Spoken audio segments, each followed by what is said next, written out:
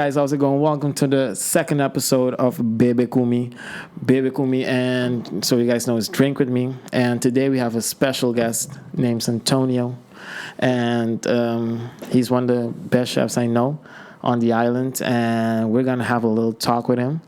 And yeah, man, let the people know who you are and what you're doing on the island. For starters, let's get who you are. Well, food brings me here. Like, I follow food. I was brought here for a job almost 3 years ago now. Specifically, Kumi restaurant in Peter Mai. Sure, everyone here is familiar with it, but I did my time there. It was cool, it was fun, and I wanted to try something else. So after about a year and a half, I moved over to the Marriott where I met you and many other cool people. And that was fun, and now it's just I'm out here doing my shit. Yeah, I know. Grinding. True that, man. So, where did it start with food, man? Where did you start? Where did it first manifest into? It's just my mother's New York Italian. My father's Mexican from South Texas, so food is very important to us. Yeah. You can say, like, holidays, it was all about the food. Yeah. For Christmas, we had the tamales. For New Year's, we did a feast of pasta and fish, and we... everything's about food, and I love eating, and that's the major thing. Is my favorite thing to do is eat. Your favorite cuisines? Which are those? Man, that's to be honest. Like, with how available things are to us these days, like 30 years ago, it was easy, but not as easy it is now to research and eat and try different foods. Now, I can just drive one way down the street and find Asian noodles. The other way I can get tacos. Somewhere else I can pick up hummus or falafel. I wouldn't say that there are specific cuisines that I'm good at making, at cooking, more skilled in, like Italian or Mexican, more Mexican flavors, some techniques. But I'm more about the techniques.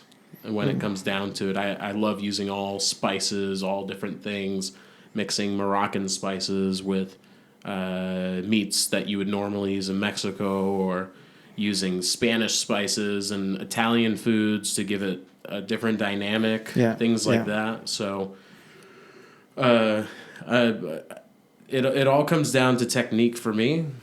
And then the cuisine can be stretched. Yeah. To a certain degree. Yeah. Of course, you have to give it its respect. Like, a true cacio e pepe is supposed to be just cheese, pepper, butter, pasta water, and pasta. Yeah. Some people put cream in it. Some people call it Alfredo. Some people do A, B, and C, call it their own type. But then it stops being what the original dish was. True that. So, we were friends for now, and I don't really know which school and shit you went to, but since you went to the CIA, the Culinary Institute of America, how does it feel to come from a school that Anthony Bourdain and all those high level people came from? Does it come with a degree of come with pressure, or does it just feel like, okay, I just went to a college or a university? I feel if you don't feel the pressure, then you didn't graduate from there. You dropped out. To be honest, because when I started, my class was, I think, 214 students, and when we graduated, we were 47. Shit. So if that gives you an idea of what it takes to get through that school, and even of those 47 people I graduated with, at least half of them are no longer in the food and beverage, or at least in the culinary and baking and pastry world. They're in different parts of the business. Being a chef it's not some game show. They make it seem like it's supposed to be hard and dedication, and a chef that doesn't cook is not really a chef. So it's part of The love. I don't want to say you don't owe anything to anybody. True. But you do owe to yourself to learn and to grow. And at the CIA, they don't give you room to slack. Yeah. They don't. At least when I was there 8 years ago, 9 years ago. It's been a while. You're old, man.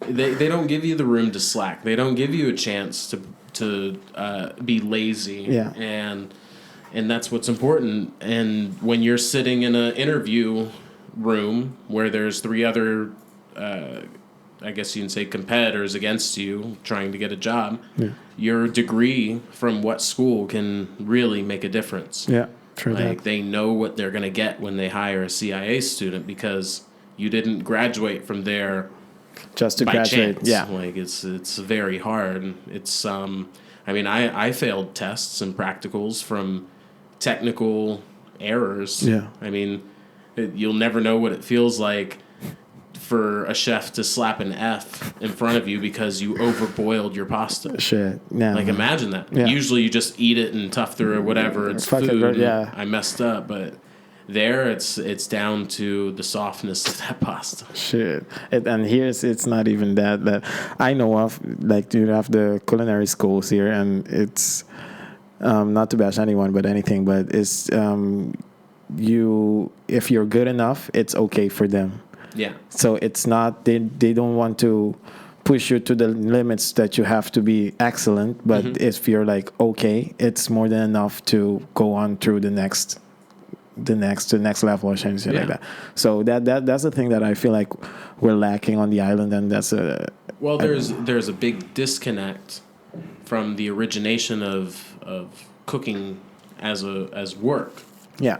Cooking as work, being a chef was actually servitude before it was a indentured servant.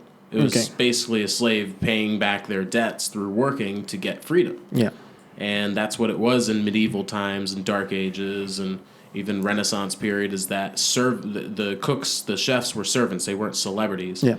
And it wasn't until classical cuisine came in, which was Auguste Escoffier, which was the early 1900s, late 1800s, that era, is when the chefs started getting recognition for talent and creativity and flavor. But even then, most of it was just a show. It wasn't even flavorful. It was bland. Yeah, it's more the beauty of the food, or how beautiful that it looks. Exactly. Let's say that. Yeah. So the disconnect comes where we forget, or cooks forget, chefs forget, that we are trade workers. Yeah, we're no different than a plumber, than someone who works in the power factory or a power plant, or a veterinarian. You know, we do a service. Like, we're doing a service that people require. Yeah. We just do it with some skillful, artful, and you guys get paid pretty good, right? And I'm not discounting people who call themselves artists by making food or cocktail. I'm just saying that it's a trade first. And when you get paid to do a job, there's almost, you have to cap your ego. Yeah, you can. Yeah, and live through the food. Yeah, true that. Yeah, man. It's a little hard to, like, how can I say it? To a lot of people, it's hard for people to realize that you're paying like not a debt, but you're paying with your knowledge and your skill. You're paying someone something. So that's the thing. Yeah. But yeah, but it's notorious that it's known that us as food and beverage workers are underpaid. True. It's absolutely known. I do believe that food and beverage workers need a livable salary. Yeah, which we need. On this island, 9 guilders and 86 cents is not a living salary. I could not feed a woman, myself, and children with that. With that, yeah. So at a certain point, yes, we need to get paid more, but there's no reason for us to puff our chest out when we do get that money. Exactly. And that tends to happen on this island, is people get a position, they get seniority, or they get power, and they puff the chest out and lose the skill. Yeah, exactly. The skill always has to be there. and if you're not cooking, you're wasting money and time. So it's like I've cooked in every single job I've worked in. Yeah. Like every one of them for all 15 years. Like we're talking about jobs. Where did you like first started? You started with an internship and stuff at the CIA. So where did you go, and from graduating from the CIA, where did you work afterwards? Well, just to not forget about it, but before the CIA, I worked in kitchens for 4 years. Oh, okay, cool. So, and that was like small mom and pop burger, chicken wing joint. That's why when I eat chicken wings here, I'm like, I ain't got shit on ATL's chicken wings. So, like, I started there. I knew I wanted to be a chef about the time I was like 13. Yeah. My friend and I we wrote a cookbook. I typed a cookbook. It was like 20 recipes, but it was a lot of breakfast foods and stuff. And I would make breakfast for my family with him on the weekends. Pancakes and shit? Huh? Pancakes and shit? Yeah. Pancakes, French toast, omelets, frittatas, all that stuff. I would just cook it for the family. He didn't keep doing it, of course. Yeah. He was like, I'm bored with this, and moved on. Me, I decided, we needed, that's what I wanted to do. Yeah. I knew, right away. So you fell in love with it immediately. As soon as I did that led to my first job, and then second job, and then eventually CIA came after even 3 years of culinary school. So shit. Those first 3 years were scholarshiped and paid for, but I wanted to go to the best school, so I went to CIA. Sure. And after that, well, during your time, your 2 years, for associate's degree, you do an internship for 6 months. Yeah. I did it in New York City at a restaurant called DBGB Kitchen and Bar. Is Daniel Baloud, who he's a pretty well-known chef in New York City and France. He's from France originally. Oh, shit. Okay. And I did my internship there and moved around his commissary and observed his other restaurants during that time. You were like shadowing him. Yeah. Yeah, well, you're a cook. You're a stagiaire cook. Okay, yeah. So, you pick lettuce all day and you cut onions. Brunoise or very small dice garlic. Shit. And it has to be perfect. And it's that was a very eye-opening experience, because it was the first time that I had been berated and talked down to like dirt by a human being. So I wouldn't say it's the first time, but it was the first time I felt like I was doing something personally wrong to somebody. Yeah. To the point where they yelled at me every second that they talked to me. So. But it's always like that in the kitchen, right, man? It was always like that. In the States. And I did learn a lot, and I worked very hard, and I don't want to say I was terrible in the beginning, but I made a lot of mistakes. Yeah. And by the end, I was not making mistakes anymore, and I was just a normal cook, which was the goal. But I always promised myself that after that experience, I'd never be like that to a student or other cooks or colleagues or anything, because it's, for me, I was okay. But everybody for people with a little bit lower self-esteem, they might kill you. They might take it too personally. Yeah. And it's not uncommon for chefs to off themselves. And if you do it here, it will be like a big problem, bro. Man. After becoming a trainee in CIA, and after when you got out, where did you went to work?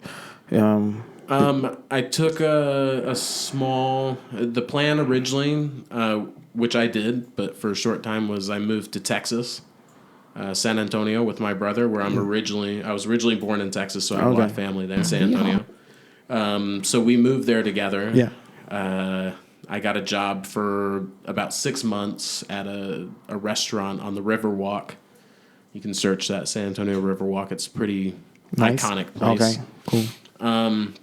It was John Besh Luke. Yeah. Restaurant was called Luke. It was a good restaurant. Really? So it was a good restaurant, but I got an opportunity back in Atlanta where before I moved to Texas, after I graduated CIA, we drove through Atlanta for a friend's wedding, and I happened to have somebody I knew who needed a dishwasher for the weekend, so I went. Yeah. And I was like, sure, no problem. They were going to pay me like $200 Just to being wash dishes. For how long, man? For like 10 hours. Okay. Yeah. Yeah. It's $20 an hour. Yeah. For a cook who has made no money in the past 2 years, yeah. $20 an hour is pretty good. It's really good. I'm somebody who washing dishes is not beneath me. If I need to do it, I'm going to do it. But bro, $20 an hour to wash dishes, that's fucking good. In 2013 too. Fuck. So yeah. So of course I said, I'll be there, and I went, and it was actually a music video recording for a band called Zac Brown Band, who I ended up working for 3 years after that. So working for how? Huh? Working for how? How? So when I did the wedding. Yeah. It was a wedding. Yeah. Okay. And then I moved to Texas. Okay. And they took my information. They said they'd call me if anything ever came up. Well, I moved to Texas. I did 6 months, and everything was going good. Like, I was advancing. I was getting better. I was, making moves to see other things and to research more food and even get back into school. Like, I wanted to improve my business side of the culinary world. Yeah. So they called me to return to Atlanta to go work for the band, where I literally stepped in Atlanta and jumped on a tour bus. And then go on. And followed Zac Brown Band for 3 years after that. So, and that was an adventure. That was crazy. Like, I had freshly turned 21 that year, and the next thing I know, I was on a $1 million tour bus following 8 other $1 million tour buses going across the country, every city, every state, continental United States I've been to, and did shows and cooked for people, and it was cool. It was like, I mean, that's a whole story in its own, like a whole book, if you ask me. I mean, I've been to Fenway Park in Boston, saw 40,000 raging fans. We flew across to L.A. and did Hollywood Bowl, and John Mayer came out. And you guys went to Madison? Made love to everybody with a guitar. Fuck's sakes. I've always found music as a very important part of my life. Yeah. For enjoyment. And it's like a hobby to listen and collect music and all that. So it was cool to be able to cook and be involved in music at the same time. But the thing is, did you guys went to Madison Garden? Yeah. Yeah? We did Madison Square twice. Oh, nice. Yeah. Nice, bro. Every major sports stadium in the United States I've been inside of. Nice. Shit. And you went on tour with was it Foo Fighters? The Foo Fighters was like a 8-week gig in Nashville with Zac Brown Band. So they came out with us a few times. Like, they played shows together, or they would come at the end of a run, especially in LA and Oregon.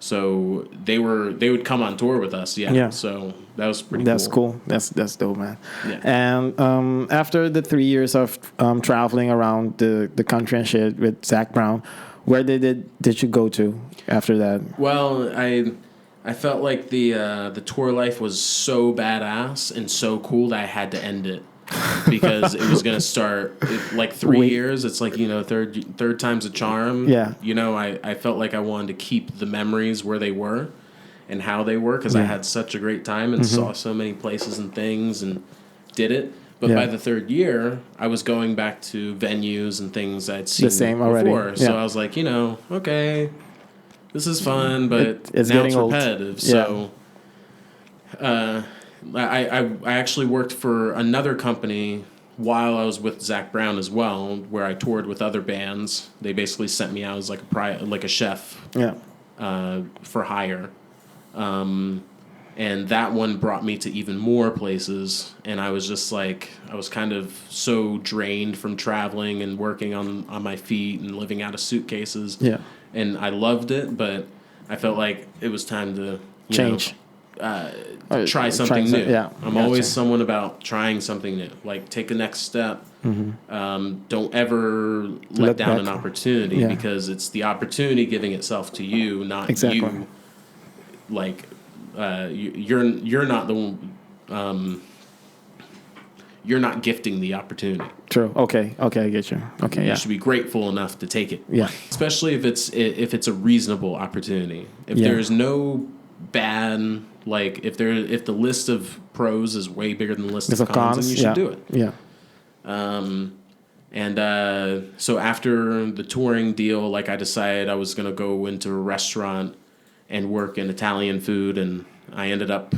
I went to the restaurant to become a sous chef, like, just normal, everyday service or nightly, like dinner service and lunch and all that. Well, instead, they put me in charge of the pasta, pasta shop. I don't want to say pasta factory because it wasn't like a factory, industrial machines. There was 3 women and 1 guy, and they just all day filled and folded ravioli. Shit. All day. Fuck, man. Like 7 hours a day. Only and every day ravioli. I cooked them lunch, and every day we sat together and ate and laughed, and they were all Latinas, so they're all speaking Spanish. And you're blend right in, bro. Yeah. It was so much fun. But and they're all still there, and so I ran that pasta shop for like a year and 2 or 3 months. Yeah. And you'll notice like I have kind of there's consistency there. I usually stay at a place for a year and a few months. Okay, cool. Because I think anything less than a year is just not enough to learn. And then anything over 2 years is going to be like more of a permanent position. So it's not to diss where I'm working. It's I want to experience as much as possible because you only get one chance. True that. And for me, it's been like a race to 30. Like, I'm still 28. Yeah, you're almost there, bro. I turned 29 in a month. Yeah. In a few days. And the race to 30 is to see and do and experience as much as possible responsibly and well and leave good impressions on people so that when I get into my 30s, I can find something more stable, something more suitable for long term. Because it's fun. I mean, it's fun to experience different things and to be a variety of a person instead of like, focus on just one thing. And you're absolutely right, man. You're absolutely right with experiencing new things and like trying to learn new stuff while you go and keep on changing. Like I already said once in the first podcast, the first episode, I stayed at the same place for about 5 years, and after those 5 years, it becomes like a little. It becomes like it's repetition already. You already know what's gonna happen. It's the challenge isn't there. Anything you lose its interest. Everything that goes, lose. We can thank like not bashing our parents or anything, but we can thank our parents' era for making it seem like the only way to be successful was to be somewhere 20 years and to permanent, like do your job the same for 20 years and get that retirement and white picket fence and this is how you're supposed to do it. That's not true. I mean, we can do whatever we want. It's our life. I'm literally decide what I'm going to do and I do it. Yeah. When I moved here, I got an offer. A few weeks later, I went and checked it out. I came here to Curacao to visit, and then a few weeks later, I was on a plane to move here. Shit, yeah. Like, and one important thing for anybody listening is hesitation is your biggest enemy when it comes to making decisions. Yeah. And if for 1 second you have an idea that you shouldn't do it, then don't do it. You want to reconsider, but that reason you didn't do it better be damn good. Yeah. Because there's too many people who have too many opinions about things that they don't know about because they don't experience it. The best view of things is from the outside looking in after you've already been on the inside. For that. Because at least you can see it on a full like full spectrum view. Yeah. Yeah, and after you came here, man, the viewpoint into the culinary world here, you wanted to change that. You wanted to give it a more wider flavor, a wider like chance to grow, try and teach people, something like that. That was your objective coming here. Just it was just like I'm just coming here just to work and make great and delicious food. So guys, thank you very much for watching this video. I hope you guys enjoyed it. I hope you guys like it. Remember to hit that subscribe button. But if you really want to know what Antonio's answer was to the question I asked him, and if you want to know what else we talked about, and we talked about his trip to the States in the last month, and the cleaning the environment part and everything else, just go on to Spotify, Google Podcast, Apple Podcast to finish listening to this podcast. But anyway, thank you guys. Deuces.